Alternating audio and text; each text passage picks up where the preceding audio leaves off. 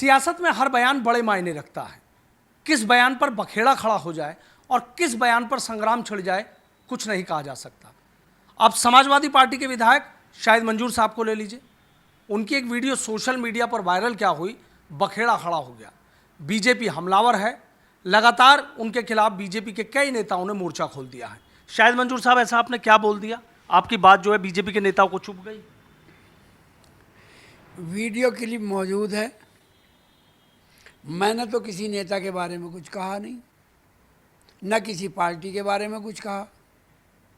मैंने तो मात्र इतना कहा है कि जो भूमाफिया हैं, जो दूध के माफिया हैं, वो सब राजनीति में, इलेक्शन में मेरे में जितना चाहे इतना जोर लगाएं। मैंने तो किसी ना नेता का नाम लिया, ना किसी को इंगित किया। एक व्यवस्था के खिलाफ मैंने बात करी है।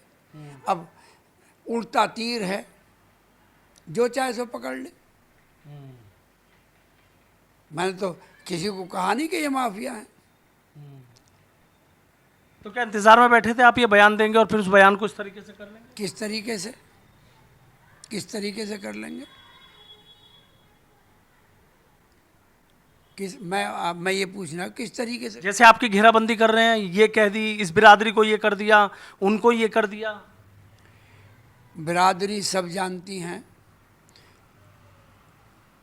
वीडियो खूब वायरल हुई है, सुनने वाले देखने वाले सब देख रहे हैं कि न किसी का नाम है, न किसी जाति का नाम, न किसी बिरादरी का नाम, न किसी पार्टी का नाम, न किसी नेता का नाम। सिर्फ और सिर्फ दो शब्द गए हैं कि ये माफिया जो हैं दूध के और ज़मीन के, ये चुनाव में जितना चाहे इतना जोर लगाना है। एक आपने वो माँ के दूध वाली बात भी कही है। इसीलिए तो कहा मैंने कि जितने जोर हैं उतने लगाए। मैं कब उससे इनकार कर रहा हूँ? लेकिन अभी आपने देखा कि आपके कॉम्पिटिटर हैं, पूर्व विधायक हैं, सत्यवीर त्यागी हैं, उधर देवेंद्र गुर्जर ने, दोनों ने प्रेस कॉन्फ्रेंस करी, आपके खिलाफ हमला बोला है कि आप माफिया हैं, आपके जो है वाहन कटर माफिया उससे संबंध रहे हैं, तमाम तरह के आरोप लगाए आप पे। अगर मैं ये बयान ना देता या ना मैं बात करता, माफियाओं के खिलाफ बात ना करता, दूध माफिया और ज़मीन माफियाओं के, तो इस बयान पर रिएक्ट कौन करता? मैंने तो किसी का नाम लिया नहीं। जो लोग रिएक्ट कर रहे हैं, क्या ये दूध माफिया हैं, क्या ये ज़मीन माफिया हैं? तो ये तो उनको सोचना है। मैंने तो उन्हें कहा नहीं, मैंने किसी को नाम लेके नहीं कहा। अब जो रिएक्ट कर रहे हैं वो समझ रहे होंगे, मैंने तो कहा नहीं। लेकिन आपके लिए तो कहा जाता, कड़वी बात करते हैं, साफ बोल देते हैं शाहिद मंजूर साहब। इस बार आपने इशारों में क्यों बात करी? मैंने तो कोई इशारे में सीधी सीधी बात करी है, दूध माफियाओं के खिलाफ और ज़मीन माफियाओं के खिलाफ। और मेरी बात की पुष्टि तो उत्तर प्रदेश सरकार ने करी है। अभी जो दूध पे पाबंदी, दूध प्रोडक्ट्स पे 2 नंबर के पे पाबंदी लगाई है, मैंने क्या नई बात बोल दी? लगाई है क्या नहीं लगाई है? रात दिन सारे प्राधिकरण जो हैं वो खिलाफ कार्रवाई कर रहे हैं। हाँ, अवैध कॉलोनी पर एक्शन चल रहे हैं। तो मैंने क्या बुरा कहा? मैंने ऐसा कौन सा किसी? लेकिन आपकी जो मुस्कुराहट है वो बहुत कुछ राज, बहुत कुछ कहानी कह रही है। 27 से पहले आपको लगता है कि एक आपने एक टेस्ट करके देखा है क्या? जब मैं सख्त बात करूं, आवाज़ थोड़ी भारी हो जाए, तो तब मैं और दूसरी बात। अब मैं मुस्कुरा के बात करूं तो आप दूसरी बात। पहले आप तय करो कि कौन सा मेरा चेहरा पसंद करने, मुस्कुराहट वाला या गंभीरता वाला? आवाज़ भारी करके बात करूं वो पसंद करते हो या मुस्कुरा के बात करूं, ये तो आपको तय करना। अब आप देखो, सियासत तो आप करते हैं ना, आपके हर चीज़ ऐसी होती है। तब आपने बयान दिया, उस समय तलखी थी, अब आप बात कर रहे हैं तो मुस्कुरा के बात कर रहे हैं, जैसे बीजेपी आप पे हमलावर हुई। तो क्या बीजेपी इसी बात का इंतजार कर रही है कि मैं कुछ कहूँ तो वो बोलें? कुछ अपने काम बताने के लिए नहीं है कि सरकार क्या कर रही है। सरकार ने क्या तरक्की की है, क्या कितनी सड़क बनी है, कितनी बिजली में काम हुए हैं, क्या शहर की कितने स्मार्ट सिटी बने हैं, कहाँ गंदगी दूर हो गई, कहाँ कूड़े के ढेर ख़त्म हो गए, कहाँ पानी के सड़कों के गड्ढे ख़त्म हो गए, जो सरकार के कौन से स्कूल चल गए, कौन से स्कूल चलवा दिए। बच्चों ने जो रात दिन जो है वो एग्ज़ाम देने से पेपर लीक हो गए, किस बारे में बात करेंगे? वो तो बात करनी चाहिए। बाकी बात तो है तो करें, मुद्दों पर बात होनी चाहिए। मैंने अगर माफियाओं के ख़िलाफ़ बात करी है तो सरकार भी खुद माफियाओं के ख़िलाफ़ कार्रवाई करनी चाहिए। अगर मैंने दूध की बात करी है तो दूध के कारोबार, वो कारोबार जो 2 नंबर का हो रहा, अब ज़रा सोच के देखो ना कि 2 नंबर का दूध जो है सप्लाई हो रहा है, जिसको हमारे छोटे बच्चे और बूढ़े और बीमार पीते हैं। अगर 2 नंबर का दूध पिएंगे तो क्या सेहत पर असर नहीं पड़ रहा? और कि ऐसी क्या बात कही कि जो इतनी कड़वी लग गई? अच्छा, सतबीर त्यागी आज उन्होंने प्रेस कॉन्फ्रेंस की थी, हम लोग गए थे। उन्होंने आप पे तमाम गंभीर आरोप लगाए हैं कि भू माफिया तो वो हैं, आपके बेटे को लेकर भी उन्होंने आरोप लगाए, और जो वाहन कटर माफिया हैं हाजी गल्ला, उनको लेकर भी कि भाई आपके उनसे ताल्लुक़ रहे हैं, कमेले चलते थे, एकदम अचानक से बरस पड़े आप पर, तमाम आरोपों की बौछार कर डाली। इन पर क्या कहेंगे आप? 10 साल की उत्तर प्रदेश की सरकार लगभग हो गई और 5 साल में विधायक भी नहीं रहा। अगर कोई इलीगल काम थे या हैं तो सरकार क्यों सो रही है? अगर कोई भी इलीगल काम है या हमारे किसी खराब आदमियों से ताल्लुकात हैं तो सरकार क्यों सो रही है? और अगर हैं तो सबूत पेश करो, आपकी सरकार है, कार्रवाई कराओ। बात तो मैंने वहाँ और भी कही थी, मैंने तो कानून व्यवस्था की भी कही थी, मैंने वहाँ वो रोमियो स्क्वाड के बारे में भी कही थी, anti Romeo squad, anti Romeo के बारे में भी बात करी थी। तो सब पे बात करो ना, महिलाओं के प्रति अपराध पर भी बात करो। मैं तो कहता हूं कि शर्म की बात है, लखनऊ में एक आईपीएस ऑफिसर की मदर का मर्डर हो जाए राजधानी में। बात उसकी करो ना, बात उन बच्चों की करो ना जो बार बार पेपर देते हैं और पेपर लीक हो जाते हैं। बात उनकी करो ना जो आपकी इस अव्यवस्था के कारण जिनकी उम्र निकल गई, पेपर दे के आते हैं, पेपर लीक हो जाते हैं, एग्ज़ाम देते हैं, लीक हो जाते हैं। उत्तर प्रदेश में कम से कम 90 पेपर हैं जो लीक हो गए। बात करनी है तो इस बात पर करो कि शिक्षा में सुधार कैसे हो। गंभीरता से लो गवर्नर साहिबा के बयान को जो उन्होंने गोरखपुर में दिया है।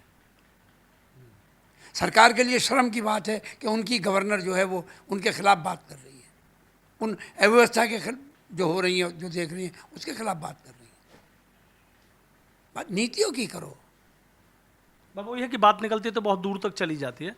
और अभी आपने जैसे एक अखिलेश यादव ने एक बयान दिया कि चवन्नी को रुपया बनाया लेकिन चले गए, आरएलडी के नेता बेहद हमलावर हैं, बड़े तल्ख तेवरों में हैं, कैबिनेट मंत्री हैं अनिल कुमार, वो तो सीधा कह रहे हैं कि हम साथ थे इसलिए इतने विधायक आ गए थे 22 में, इस बार समाजवादी पार्टी का पश्चिम यूपी में सुपड़ा साफ हो जाएगा।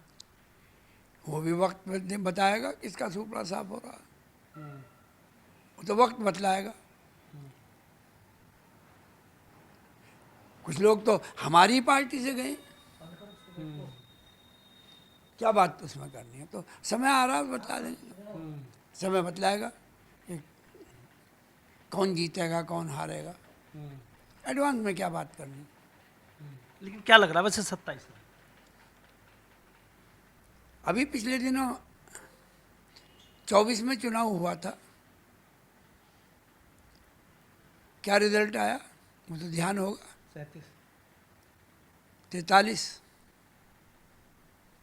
अब गठबंधन की बात करोगे या अकेली समाजवादी की? गठबंधन में कितनी आई? 43 आई ना, आधे से ज़्यादा। तो और तब जैन जी का भी मसला नहीं था, तब काकरोच का भी मसला नहीं था, जब अल्फा जैन जी का भी नहीं था। तो ये जो आंदोलन हुए एक तरीके से आपको लग रहा है कि बहुत चीज़ इनसे बदल गई है? अगर ना बदलती तो शिक्षा मंत्री का इस्तीफा हो जाता। जो सरकार, जिसके मंत्री ये कह रहे हैं कि हमारी सरकार में इस्तीफे नहीं दिए जाते, फिर क्यों दिया गया? अगर नहीं बदला है तो क्यों दे दिया? अब बात यहीं तक नहीं है, हमारी आज़ादी के इतिहास में ये पहली बार हुआ है कि जब देश का प्रधानमंत्री, देश का गृह मंत्री, अपोजिशन चिल्लाता रहा और वो बैकडोर से भाग गए। कई बार ऐसी स्थिति बनी है कि अविश्वास पर बात आई, पार्लियामेंट में आया, अविश्वास फेस किया, कई प्रधानमंत्रियों को अविश्वास का सामना करना पड़ा, लेकिन अपनी बात रखी। अब यहीं से बात में एक सवाल मेरा यहीं पे आ जाता है, राहुल गांधी और जो मल्लिकार्जुन खड़गे हैं वो 15 अगस्त पे कार्यक्रम में नहीं गए और उसको लेकर बीजेपी कह रही है कि भाई इनको देखिए। कहाँ नहीं गए? किसके कार्यक्रम में? भारतीय जनता पार्टी के। क्या कभी भारतीय जनता पार्टी ने ये सोचा है कि जो अपोजिशन के लीडर को जो सम्मान मिलना चाहिए, क्या इन्होंने उसमें कभी सम्मान दिया है? नेता of opposition, leader of opposition को क्या कभी इन्होंने सम्मान दिया? इस वजह से नहीं गए। मैं ये नहीं कह रहा किस वजह से नहीं गए, मैं ये कह रहा हूँ कि डेमोक्रेटिक सिस्टम में सबका महत्व है ना, जहाँ सत्ताधारी है वहाँ अपोजिशन भी है। और वंदे मातरम का विवाद क्या है फिर? ये वंदे मातरम गान कहाँ से शुरू हुआ? भारतीय जनता पार्टी से, आरएसएस से, विश्व हिंदू परिषद से, कांग्रेस से? कहाँ से शुरुआत हुई इसकी?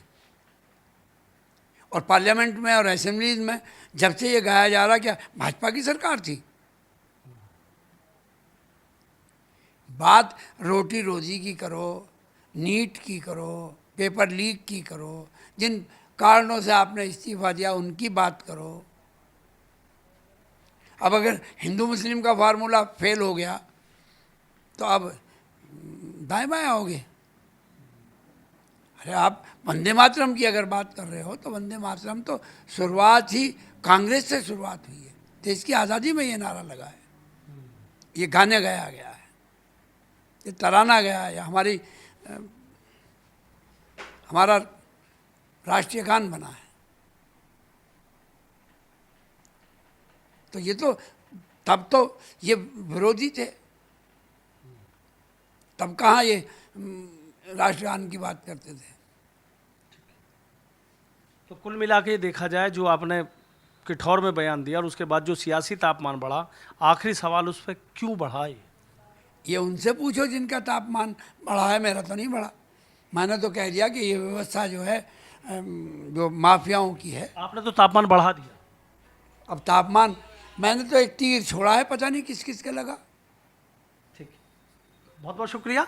तो देखिए, समाजवादी पार्टी के विधायक है शाहिद मंजूर साहब, उनके बयान को लेकर बीजेपी हमलावर है। बीजेपी के कई नेता उन पर तमाम आरोप लगा रहे हैं, लेकिन जिस अंदाज में शाहिद मंजूर साहब ने वो बयान दिया था, अब जब उनसे बात की जा रही है तो उनकी मुस्कुराहट में भी कई राज छिपे हुए हैं। लेकिन इतना ज़रूर है कि पश्चिम उत्तर प्रदेश में जो किठौर विधानसभा सीट है उस पर सियासी तापमान अचानक से बढ़ गया है।